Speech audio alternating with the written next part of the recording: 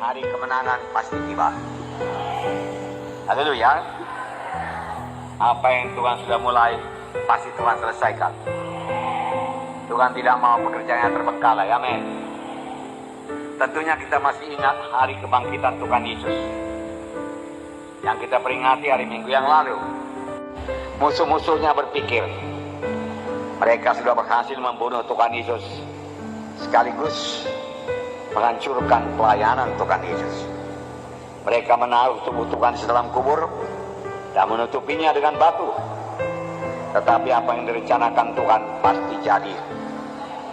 Karena sebelum Tuhan Yesus disalib, Dia sudah lebih dahulu berkata, aku akan bangkit pada hari yang ketiga.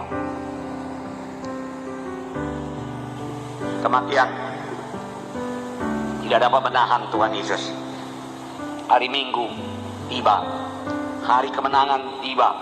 Bagaimanapun gelapnya pada hari Jumat, saudaraku, di mana Tuhan Yesus, saudaraku, mengembuskan napasnya terakhir.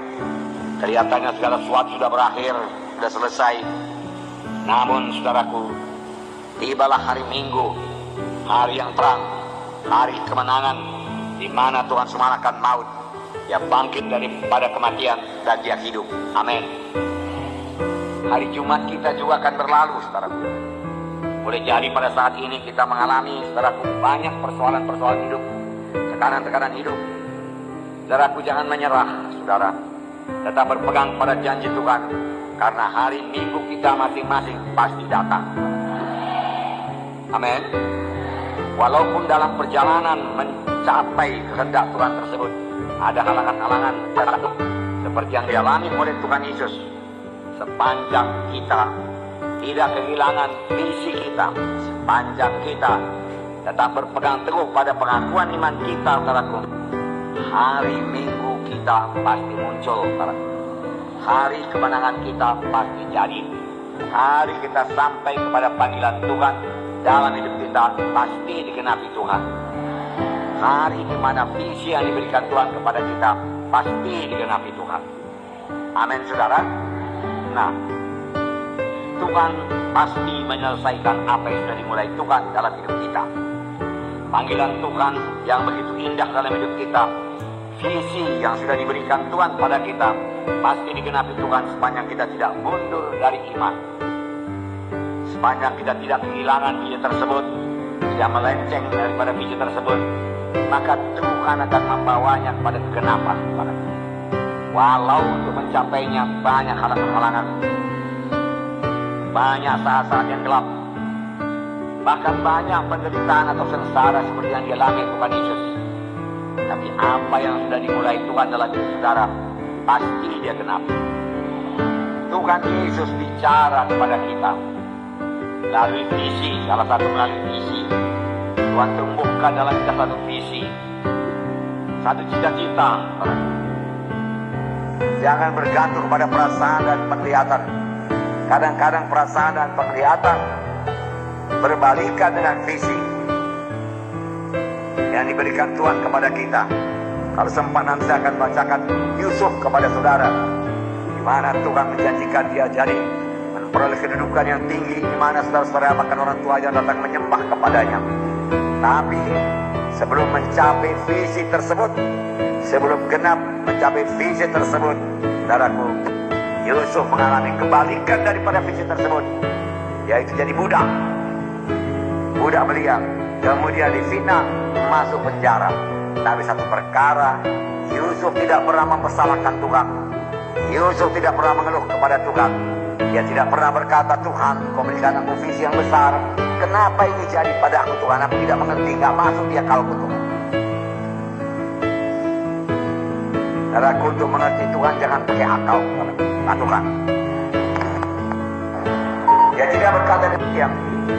Dia tetap pada visinya. Dia yakin itu pasti jadi. Maka 15 tahun kemudian jadi Perdana Menteri Mesir. Mana saudara datang menyembah kepadanya. Saudaraku, marilah kita pandang firman Tuhan. Mana hari Minggu kita pasti datang. Hari kemenangan kita pasti datang. Hari di mana Tuhan mengenapkan visinya kepada kita pasti datang. Tidak bisa tidak datang. Karena Tuhan yang berjanji itu setia. Janji Tuhan yang mengatakan oleh pilu-pilu Yesus, kamu sudah sembuh, pasti jadi. Janji Tuhan yang berkata, aku datang supaya engkau beroleh hidup yang berkelimpahan, pasti jadi. Hanya Tuhan minta sedikit saja daripada kita. Berikanlah jalannya anakku, supaya aku bisa memberkati engkau. Berilah kepada Tuhan, taburlah. Dengan tidak mengharapkan balasan daripada Tuhan, itu kuncinya. Saudara memberikan persepuluhan bukan untuk memancing Tuhan, tapi memang kasih dari hati saudara untuk memberi kepada Tuhan, beri persepuluhan kepada Tuhan. Tidak mengharapkan balasan sama sekali, barulah bisa diberkati Tuhan. Saudara yang kasih dalam nama Yesus, bagaimana itu bisa jadi? Kalau Tuhan sudah memberikan visi, satu cita-cita yang kuat dalam hati saudara, setia saja. Tuhan akan membawanya pada kenyataan. Boleh jadi pada mulanya kecil saja dulu, tetapi bertambah hari bertambah besar, bertambah hari bertambah cepat, saudara. Demikian juga saudara. Maka panggilan Tuhan kepada saudara, visi Tuhan kepada saudara, hanya saudara yang bisa menggenapkan. Amin. Hanya saudara yang bisa menggenapkan, nggak ada orang lain. Itulah DNA keturunan, amin. Tapi ada DNA dari sorga yang menyanggupkan saudara, yang membuat saudara dilengkapi untuk sampai kepada visi saudara, mengerjakan pekerjaan Tuhan dan berbuah. Dan tidak ada orang lain yang bisa menggantikannya, hanya saudara saja yang bisa mengerjakannya.